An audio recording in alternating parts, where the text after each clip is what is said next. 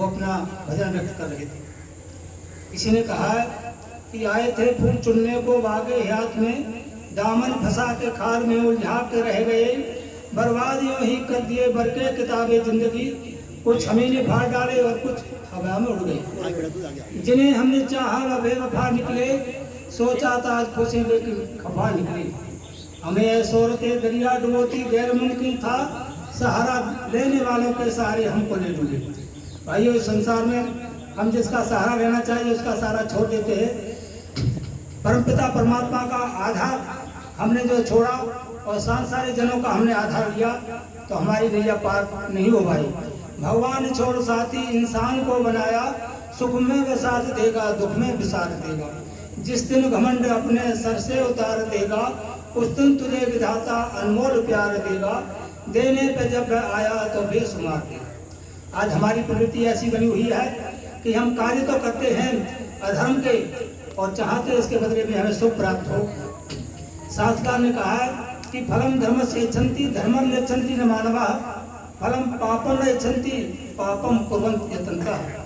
मानव धर्म का फल जो सुख है उसे तो चाहता है लेकिन धर्माचरण नहीं करता। सुख के अभिलाषी प्राणी को चाहिए कि प्राणपण से वह धर्म का आचरण करे, क्योंकि कहा है कि युवा से धर्मशीला स्यात् नित्यम खल जीविता है। हमें युवावस्था से धर्म का संपादन पूरी शक्ति और सामर्थ्य के साथ करने में जुट जाना चाहिए। इस जीवन का कोई भरोसा नहीं। तो बताया फलम धर्म से इच्छन्ति धर्मम निच्छन्ति न मानवा, फलम पापम न इच्छन्ति पापम कुर्वन्ति यतन्तः।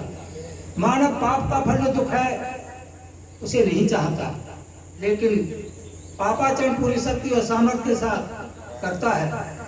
मैं चाहता है कि पाप कर्म जो मैं कर रहा हूँ, धर्म का कार्य जो मैं कर रहा हूँ, उसका फल पड़ोसी को मिल जाए। और जो धर्मात्मा जन, सदाचारी जन जिस धर्म के कार्य को कर रहे हैं, परोपकार कार्य में लगे हुए हैं, ऐसे लोगों का फल मेरे लिए मिल जाए, ऐसा कभी नहीं होता। अब इस समय भुक्तव्यम कर्तव्य कर्म शुभाशुभ, शुभ और अशुभ किए हुए कर्मों का फल कर्ता के लिए अवश्य ही भोगना पड़ता है। कहा है कि न तो एक कृतो धर्म कर्तुर्भव निष्फला, किया हुआ पाप कार्य किसी भी दिशा में निष्फल नहीं होता, अर्थात करना ही पड़ता है, भोगना ही पड़ता है। इसलिए हम सांसारिक अनित्य पदार्थों के द्वारा ईश्वर को प्राप्त करने की इच्छा लगाए हुए हैं। इनसे कभी ईश्वर प्राप्ति नहीं हो सकती, इनका तो हमें त्यागना ही है। जो ऐसे जो वैभव हमारे कर्मों के आधार पर हमें प्राप्त हुआ है वह हमारे हमेशा साथ देने वाला नहीं है। यह साधन है, इस साधन का हमें सदुपयोग करना चाहिए। या तो सदुपयोग करो वरना दुरुपयोग तो हो ही रहा है। या तो अच्छे व्यक्तियों का सहचरण करो, उनकी संगति करो, वरना गलत व्यक्तियों के साथ हमारा सहवास है ही है। देखिए, विद्वानों की सत्पुरुषों की संगति, शास्त्रकार कहते हैं सता में संगो ये भेदसम, विद्वानों की सत्संगति औषधि होती है। जिस प्रकार औषधि के प्रयोग से हमारे समस्त रोग की निवृत्ति हुआ करती है, उसी प्रकार विद्वानों की सत्पुरुषों की, जिन्होंने अपनी वाणी को वेद की वाणी से सिंचित कर रखा है, ऐसे तपस्वी योगनिष्ठ व्यक्ति को द्वारा हमारे जो कुल विचार होते हैं वह दग्ध हो जाते हैं। त्याग तपस्या से परपुष्ट हुआ जिसका तन है, होता वह नित्य हित में जिसका सुच संचित धन है, वही श्रेष्ठ मानव है जग में, धन्य उसी का जीवन है, धन्य उसी का जीवन है। सत्य धर्म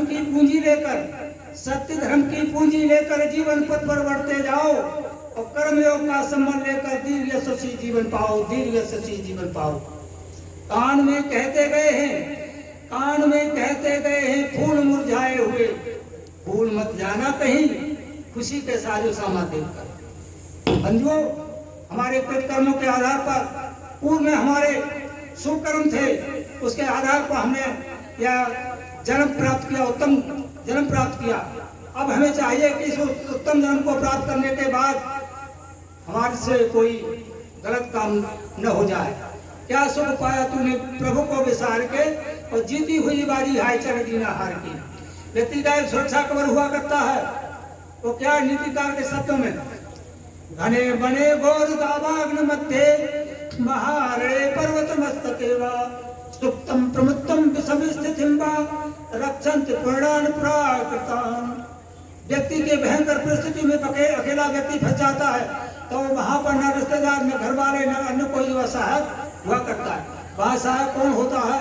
ऐसे घने बन के अंदर वो व्यक्ति फंस जाए, पर्वत की चोटी पर फंस जाए, महारणे भयंकर समुद्र के बीच व्यक्ति फंस जाए, सोते हुए प्रमत्त अवस्था में, विषम स्थितियों में, सुप्तम प्रमुत्तम विषम स्थिति में रक्षन्ति पुराण प्राकृतान। व्यक्ति ने जीवन में जो पूर्व में अच्छे कर्म किए हैं, वह व्यक्ति उसके भाई की तरह, मित्र की तरह उसके पास आते हैं और उसकी सहायता करते हैं, और उसे जो डूबता हुआ व्यक्ति होता है उसके लिए उभार का जो है किनारे पर लगा देते हैं। तो हम हमेशा ऐसे व्यक्ति को सामर्थ्य में रहे जिससे हमारे दोस्त दूर होते रहे और अच्छाई का आदान होता रहे। अधिक न कहकर अपनी वाणी को राम प्रताप की बहुत सुंदर मार्गदर्शन अभी हमारे आदरणीय योग ने दिया।